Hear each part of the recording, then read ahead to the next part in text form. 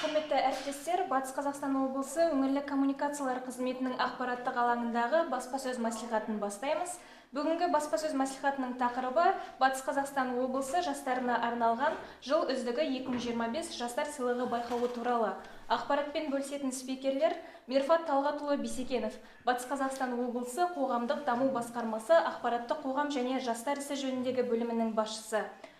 Тасболат Серқалиев, Орал студенттер альянсы корпоративтік қорының директоры. Қош келдіңіздер. Алғашқы сөз сізгіні, Мирфат мырза, өзіңізде. Қайырлы күн, құрметті телекөрермендер, құрметті жайықтың белсенді жастары.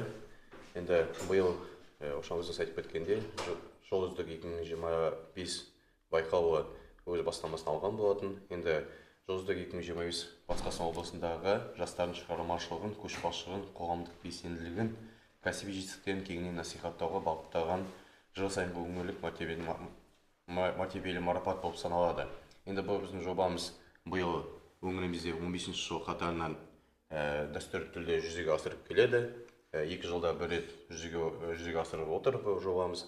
Бүгінгі таңда осы жоба аясында бізде 150-ден астам өңіріміздің белсенді мықты жастары марапатталып келетін болатын. Енді бұл біздің жобамыздың басты мақсаты әлеуметтік, экономикалық және мәдени даму ісіне үлес қосқан жастарды анықтау және қолдау болып табылады. Жастар арасында белсенді өмірлікті позицияны қалыптастыру және өңір жастарының жетістіктерін көпшілікке таныстыру.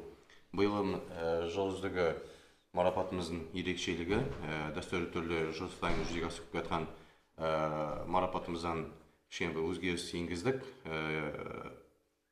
Ол біздің биылғы аталымдар өзгерген болатын. Оларды атап кететін болсақ, биылғы аталымдар 9 аталым және бір арнайы аталым бар.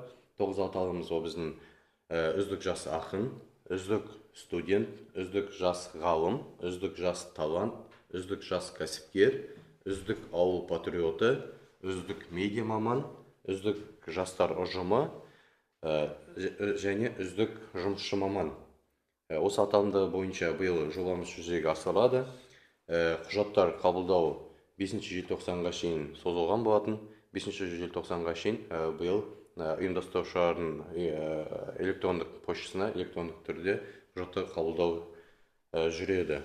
Енді бұл жерде айтып кететін ақпарат, бұл біздің жобамызға өңіріміздің қала, облыс, ауыл жастары белсенді қатыса алады. Бұл жерде ешқандай шектеу жоқ. Жастарымызға ең бастысы өздерінің дайындалған жыл бойы атқарған жұмыстарын портфолиосын электрондық түрде құжаттарын дайындап, оша ұйымдастырушыға электрондық поштаға тапсыра алады. Бұрындағыдай қағаз түрінде алып келіп, бізге қағаз түрінде жинап келуінің қажеті жоқ. Электрондық пошта жіберсе ғана жарайды. Енді жобамыздың марапаттау рәсімі жыл қорытындысы ретінде желтоқсан айында болады. Өңір басшысы Нариман Төреғалиұлы өзі ресми түрде марапаттайтын болады. Енді барша жайықтың жастарын осы жобамызға белсенді қатысуға шақырамыз. Рахмет.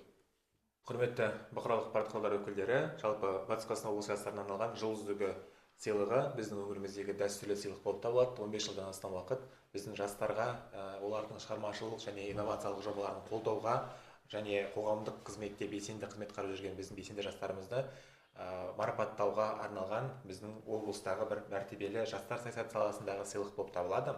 Биылғы жылы жаңа Мирфат Талғатұлы айтып өткендей, жалпы байқауымыз 9 негізгі және бір арнайы аталымдар бойынша қарастырылады. Биылғы жылы бізде жаңаша аталымдар бар. Олар үздік жұмысшы маман, үздік ауыл патриоты, үздік медиа маман, үздік жастар ұжымы деген секілді жаңа аталымдар енгізілді. Сонымен қатар арнайы аталым ретінде жыл жаңалық аталымын атадық. Бұл аталым бойынша біз жеңімпазды ұйымдастырушылардың арнайы шешімімен қарастырылатын болады. Сонымен қатар енді биылғы жылғы байқау Батыс Қазақстан облысының қоғамдық даму басқармасының және Орал студенттер альянсы корпоративтік қорының ұйымдастыруымен өткізілетін болады. Жалпы байқауға облысымыздың 14 пен 35 жас аралығындағы жастар қатысады. Байқау бүгінгі таңда өтінім қабылдау жүруде. 5 желтоқсанға дейін қазіргі таңда өтінім қабылдау ұзартылды. Осы уақыт аралығында біздің Батыс Қазақстан облысының кез келген 14 пен 35 жас аралығындағы тұрғыны байқауға өтінім білдіруге құқылы. Жалпы өтінімді қай бағытта береді, не болмаса қандай тиісті құжаттар қажет деген сауалға үміткерлер негізгі толтырылған сауалнамаға жауап беруі керек. Сондай-ақ 2024-2025 жылдардағы жетістіктері мен толық рәсімделген портфолиосын қоса тапсыру керек. Сонымен қатар қатысушы үміткер өзі туралы айтылған қолдау хаттарды, ұсыныс хаттарды, оның белгілі бір жетістіктерін немесе жобалар туралы берген ақпараттарды растайтын мәліметтерді осы портфолиоға қоса тіркеуі қажет болып табылады. Және биылғы жыл енді портфолионың барлық электрондық түрде жүзеге асатын болады. Барлық қатысушылар электрондық түрде Батыс Қазақстан облысының кез келген нүктесінде отырып біздерге өзінің өтінімдерін жолдай алады. Бұл жалпы кез келген өңірдегі шалғай алыстағы біздің жастарымызды қамтуға үлкен мүмкіндік береді. Сонымен қатар байқаудың қорытындысы бойынша арнайы құрылған комиссия шешімі өткізіледі. Комиссия құрамында ұйымдастырушылармен қатар салалық сарапшылар, мемлекеттік мекемелер өкілдері және бұқаралық ақпарат құралдары мен азаматтық қоғам өкілдері болатын болады. Бұл жалпы байқаудың ашықтық, әділдік және объективтілік қағидаттары негізінде жүзеге асырылатындығының бір айқын дәлелі болып табылады. Жалпы байқаудың марапаттауы желтоқсан айында өткізілетін болады. Байқауға бүгінгі күннің өзінде 50-ден астам өтініш келіп түсті. Жалпы жастарымызға осы жыл үздігі 2025 сыйлығына, біздің облысымыздың басты сыйлығына белсенді түрде өтінім қабылдауға шақырамыз. Сұрақтарыңыз болатын болса, аудандық жастармен жұмыс жөніндегі ресурстық орталықтарға, облыстық ресурстық орталыққа, не болмаса ұйымдастырушыларға тікелей байланысқа шықсаңыздар болады. Жақсы, рахмет көп. Алаңымызға келіп ақпаратпен бөліскендеріңіз үшін алғыс білдіреміз. Алдағы жұмыстарыңызға сәттілік тілейміз. Құрметті әріптестер, осымен баспасөз мәслихатын аяқтаймыз. Аман сау болыңыздар.